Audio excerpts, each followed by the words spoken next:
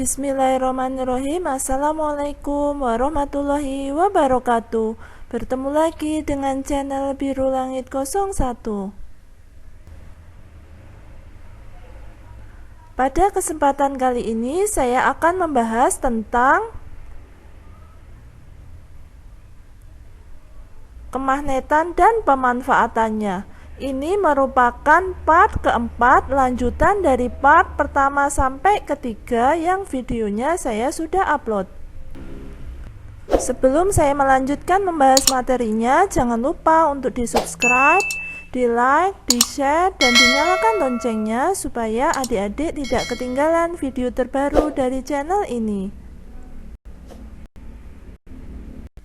Baiklah, langsung saja saya akan membahas materinya. Pertama, saya akan menjelaskan tentang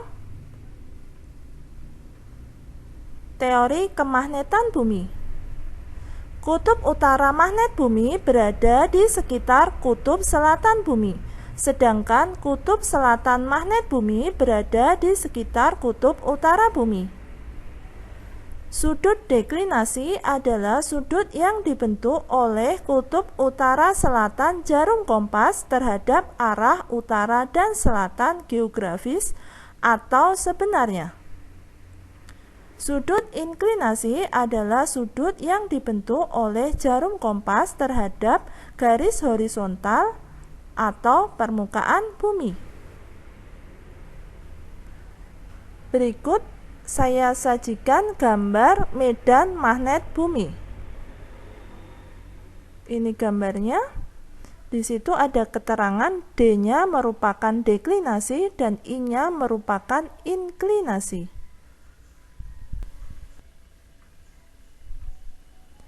Selanjutnya saya akan menjelaskan tentang medan magnet bumi. Medan magnet bumi adalah daerah di sekitar bumi yang masih dipengaruhi oleh gaya tarik magnet bumi.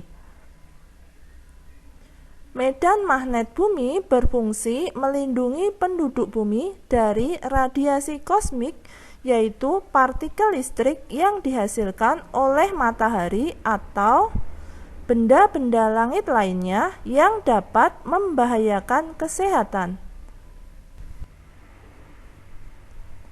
Selanjutnya saya akan menjelaskan tentang aurora. Aurora adalah fenomena alam yang menyerupai pancaran cahaya yang menyala-nyala pada lapisan ionosfer dari sebuah planet sebagai akibat adanya interaksi antara medan magnet yang dimiliki planet dengan partikel bermuatan yang dipancarkan oleh matahari.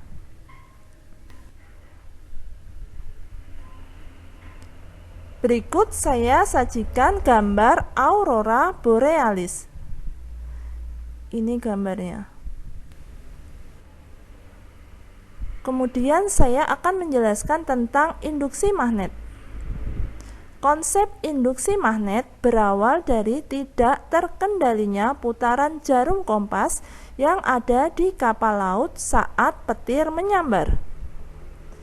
Induksi magnet adalah kuat medan magnet akibat adanya arus listrik yang mengalir dalam konduktor. Kemudian saya jelaskan tentang percobaan Ørsted. Percobaan ini dilakukan oleh Hans Christian Ørsted. Lalu apa yang dilakukan oleh Ørsted? Hal yang dilakukan yaitu mengamati pergerakan jarum kompas saat diletakkan di dekat kabel yang dialiri arus listrik. Apa kesimpulan dari percobaan ini? Kesimpulannya adalah arus listrik dapat menimbulkan medan magnet. Selanjutnya saya akan menjelaskan tentang kaidah tangan kanan. Kaidah tangan kanan ini digunakan untuk menentukan arah medan magnet yang disimbolkan dengan huruf B dan arah arus listrik yang disimbolkan dengan huruf I. Penggunaan kaidah tangan kanan. Yang pertama, pada kawat lurus dan melingkar, maka medan magnet terbentuk melingkari arah arus listrik. Aturannya yaitu ibu jari menunjukkan arah arus listrik, sedangkan keempat jari lainnya menunjukkan arah medan magnet. Yang kedua, pada penghantar melingkar yang berbentuk kumparan panjang atau solenoida, medan magnetnya seolah-olah membentuk kutub utara dan selatan pada ujung-ujungnya, persis seperti pada magnet batang. Aturannya yaitu ibu jari menunjukkan arah kutub utara, sedangkan keempat jari lainnya menunjukkan arah arus listrik.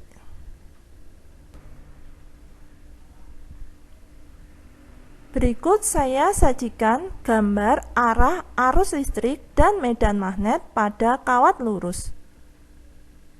Ini gambarnya.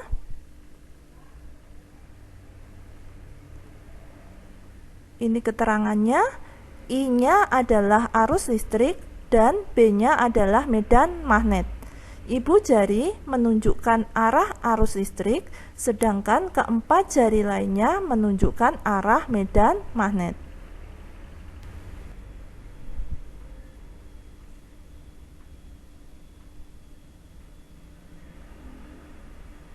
Selanjutnya saya akan menyajikan gambar arah arus listrik dan medan magnet pada kawat melingkar dan kumparan. Ini gambarnya. Gambar yang sebelah kiri yaitu gambar A merupakan gambar kawat melingkar. Garis berwarna hijau menunjukkan arah medan magnet, sedangkan garis berwarna merah menunjukkan arah arus listrik.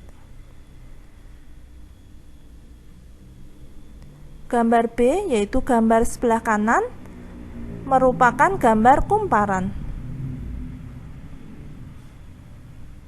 Nah, ini kutub positifnya pada garis yang lebih panjang dan kutub negatifnya pada garis yang lebih pendek.